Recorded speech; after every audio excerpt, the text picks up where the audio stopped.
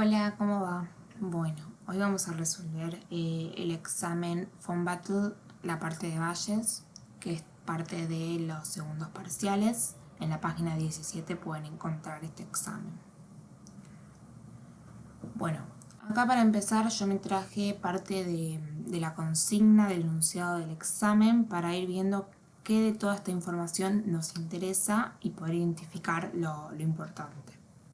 Básicamente el ejercicio nos habla del mundo de los celulares y el director de marketing está evaluando el nuevo universo después de que personal sacó nuevos teléfonos con más tecnologías. Ante esta situación se están evaluando tres alternativas que acá ya podemos identificar en amarillo, que es que CTI no haga ningún cambio en su tecnología utilizada hasta el momento, que diseñe un nuevo celular con una tecnología GSM, o bien también puede diseñar un celular con tecnología GSM y cámara digital. Estas son las tres alternativas que tienen. Y también acá ya el director de marketing nos habla de una variable no controlable, que es la demanda. ¿Cómo reaccionaría la demanda si CTI hace estos cambios o no? La demanda puede aumentar, disminuir o ser indiferente. Según las probabilidades, él cree que 50% de probabilidad de que la demanda vaya a disminuir, y en el resto hay entropía máxima. ¿Qué quiere decir? Que el 50% restante se va a dividir 25 entre que aumente y 25 de indiferencia. Bien. Después, en la parte de abajo, ya nos habla de quién es el que está evaluando la compra de información, es decir, la parte bien de Valles. El director de CTI es quien está analizando si va a comprar o no la información a AC Nielsen, que sería nuestro informante. Después nos cuenta que este AC Nielsen también lo utilizaron previamente para hacer otro análisis y nos cuenta cómo le fue en el análisis previo. Todos estos datos del medio no nos interesan, ya que son la encuesta anterior, y además es una encuesta donde se había hecho una preselección entre aquellos que estaban interesados. Lo que sí nos va a interesar es cuando habla del análisis de las estadísticas. Recuerden que siempre que hablamos de estadísticas hablamos de verosimilitud. Es como la palabra mágica que necesitamos estar atentos para poder identificar qué nos está diciendo. Cuando hablamos de estadística hablamos de verosimilitud del informante. Y nos dice que en aquellas encuestas el 70% compraría CTI, es decir, aumentaría la demanda de CTI, el 20% personal, es decir, disminuiría, y el 10% era indiferente. Y bueno, por último nos dice lo que la empresa le cobraría a CTI, es decir, el costo de la información en este caso es 2.150. Teniendo toda esta información, la consigna nos dice, por un lado nos pregunta si conviene o no comprar la información. Después nos pide el cálculo de la entropía. Y por último nos habla de la posibilidad de contratar a un informante perfecto y cuánto estaría dispuesto a pagar. Entonces vamos paso a paso. La pregunta número 1 dice, ¿le conviene comprarle la información o bien seguir sus propios instintos? Para saber esto, lo que tenemos que conseguir es el valor de la información para compararlo con el costo de la información, para ver si vale la pena o no.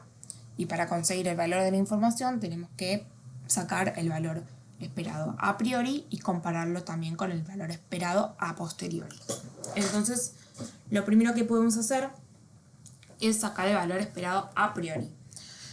Tenemos esta tablita, que era la que estaba previamente, la que nos da el ejercicio, de cómo se comportaría la demanda, si aumenta, si disminuye o si es indiferente, con las probabilidades que nos había dado el director de marketing, y podemos sacar el valor esperado.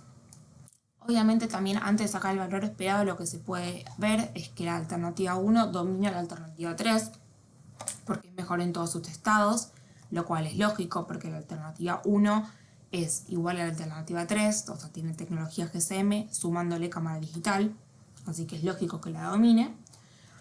Y nos quedamos con el valor esperado más alto, que en este caso es la alternativa 2. No va a hacer ningún cambio, es la alternativa que mayor valor esperado nos da, que es de 100.000. Entonces este va a ser nuestro valor a priori, el cual vamos a tener que comparar con el valor a posteriori para ver cuál es el valor de la información y después compararla con el costo de la información. La consigna que tenemos que analizar es este que habíamos mencionado previamente, que hablaba de la verosimilitud. Entonces yo acá lo que armé fue una pequeña matriz de verosimilitud para poder encontrar los datos que vamos a necesitar para hacer las tablas de Bayes. ¿Qué quiere decir esta tablita? Acá tenemos las 3N, los 3 estados, que era que la demanda aumente, que disminuya y que sea indiferente, y los 2 mensajes que nos da el informante. El mensaje 1 hablaba de que la demanda CTI aumente. Por eso, acá tenemos que cuando hablaba de que la demanda aumente y la demanda efectivamente aumentó, es un 0,7. El 70% compraría CTI. Después, cuando hablaba de que la demanda aumente, pero la demanda disminuyó, es un 0,20, que es el 20% de personal. Es decir, le compraron al personal y no a CTI, cayó la demanda de CTI. Y el 10% restante era que sea indiferente. Entonces, ¿cómo hacemos para averiguar estos valores? Recuerden que siempre la verosimilitud, las n's tienen que sumar 1 cada uno. Siempre tienen que sumar 1. Entonces, por diferencia, podemos ya sacar las otras probabilidades para setados. Una vez que tenemos esto, estamos en condiciones de pasar a las tablas de Bayes. Entonces, tenemos acá nuestras dos tablas de Bayes. Recuerden que siempre va a haber tantas tablas de Bayes como zetas existan. En este caso son 2. El primer dato que tenemos es las probabilidades a priori. En este caso ya las teníamos desde el enunciado, que eran 0,25, 0,50 y 0,25.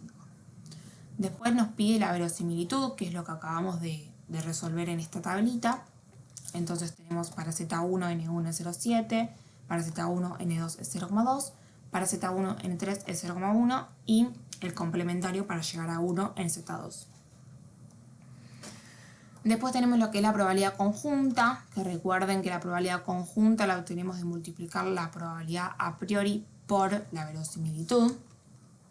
Entonces yo acá les dejé como es el cálculo, en este caso sería 0,25 por 0,7 igual 0,18 y así cada uno. Igualmente acá. Al sumar todas las probabilidades conjuntas de cada z nos va a dar la probabilidad de Z1 y la probabilidad de Z2. Obviamente también entre ellas tienen que sumar 1. Y por último, para sacar las probabilidades a posteriori, lo que íbamos a hacer era dividir la probabilidad conjunta por la probabilidad de z. Es decir, 0,18 dividido 0,3 nos daba 0,58. Y así sucesivamente. Y obviamente la sumatoria de las probabilidades a posteriori también nos tienen que dar una en cada caso. Bueno, una vez que tenemos ya las tablitas de Bayes completas, estamos en condiciones de sacar el valor esperado a posteriori. Para ello recuerden que primero tenemos que sacar el valor esperado de cada z. Entonces, acá tenemos la nueva tablita de Z1 con los valores que teníamos antes y las nuevas probabilidades a posteriori y sacamos el valor esperado. Hacemos el mismo mecanismo para Z2, ¿no? Son los mismos resultados, pero solamente cambian las probabilidades. Obviamente identificamos el valor esperado más alto para cada una de las zetas, en este caso es la alternativa 1, en este caso la alternativa 2. Y finalmente para poder obtener el valor esperado a posteriori se hace también una ponderación por la probabilidad de cada z. Es decir, el mejor valor de Z1 por la probabilidad de Z1 más el mejor valor de Z2 por la probabilidad de Z2. Entonces al hacer esta cuenta nos daría 102.750, que es nuestro valor a posteriori, valor esperado a posteriori. Entonces, el valor de información, como dijimos al principio, es el valor a posteriori menos el valor esperado a priori. En este caso, entonces, el valor de la información es 2.750. ¿Qué quiere decir esto? Que si nos preguntan si al director le conviene o no comprar la información, lo que tenemos que hacer es comparar el valor de la información con el costo. Sabemos que cuando el valor de la información sea mayor al costo, nos conviene comprar. Pero cuando el valor de la información sea menor al costo, no nos conviene comprar. En este caso, el valor de la información es mayor al costo de la información, por ende la respuesta sería que sí, que conviene comprar la información, ya que genera más valor de lo que cuesta. Bueno, pasando al punto 2, nos habla de la entropía. Lógicamente, si decidimos comprar la información y nos vale la pena, la entropía debería disminuir. Entonces, vamos a calcularlo. Para saber cuánto varía la entropía, también tengo que saber la entropía a priori y la entropía a posteriori. Recuerden que para calcular la entropía tienen que usar las tablas, que se las pueden descargar de internet, y encontrar cuál es el valor de la entropía para cada probabilidad. En este caso, tenemos que el valor a priori nos da 1,5, es sumar todas las entropías de cada n, ¿no? La entropía de 0,25 más la entropía de 0,50 más la entropía de 0,25 es 1,5. Y para posteriori es el mismo mecanismo, es sumar las entropías de cada una de las probabilidades, pero en este caso también tenemos que multiplicarlo con Z1 y con Z2, tal cual cuando hacíamos como para calcular el valor esperado a posteriori, o sea, lo tenés que multiplicar por la probabilidad de Z. Y en este caso también acá tenemos los numeritos que salen de la tabla y nos da que la entropía a posteriori es 1,32. Obviamente, ¿qué pasó? Disminuyó la entropía porque decidimos comprar información. Por último, el último punto nos habla de la posibilidad de contratar un informante perfecto. Recuerden que el informante perfecto es el que nunca se equivoca, o sea, tiene entropía igual a 0. Y nos pregunta cómo sería esta información y cuánto estaríamos dispuestos a pagar. Recuerden que la matriz de verosimilitud de un informante perfecto es siempre así. ¿Por qué? Porque cuando habla de Z1 sucede Z1, cuando habla de Z2 sucede Z2 y cuando habla de Z3 sucede Z3. Esto significa que nunca se equivoca. Entonces, para calcular el valor a posteriori y después compararlo con el valor a priori, el mecanismo es el mismo que acabamos de hacer con un informante que no es perfecto, solo que acá es mucho más simple porque siempre van a ser iguales las tablas, ¿no? En Z1 lo único que nos va a cambiar es obviamente la probabilidad a priori, que cada ejercicio va a tener una distinta, pero después es muy sencillo porque la verosimilitud siempre va a ser 1, 0, 0, después 0, 1, 0 y después 0, 0, 1. Al multiplicar los valores que daban en 0 me va a dar 0 y solamente me va a quedar para cada z una n. Para Z1 la n1, para Z2 la n2 y para Z3 la n3. Obviamente acá también tenemos que calcular el valor esperado para cada una de las zetas, es decir, con cada uno de los valores a posteriori que encontramos, ¿no? Que siempre también va a ser 1, 1, 1, así en diagonal. Y una vez que tenemos los valores esperados para cada z, volvemos a hacer el mismo cálculo que hicimos antes, ¿no? Sacar cuánto valdría el valor a posteriori multiplicando cada mejor valor esperado por la probabilidad de z. Entonces tenemos 130.000 por la probabilidad de z1, que era 0,25, más 100.000 por la probabilidad de z2, que era 0,50, más 100.000 por la probabilidad de z3, que era 0,25. Y nos da que el valor esperado a posteriori es 107.500.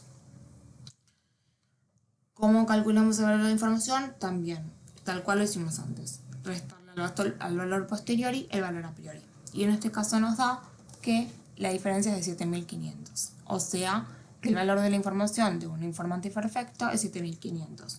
Si el costo es menor, nos va a convenir comprarla. Si el costo es mayor, no nos va a convenir comprarla.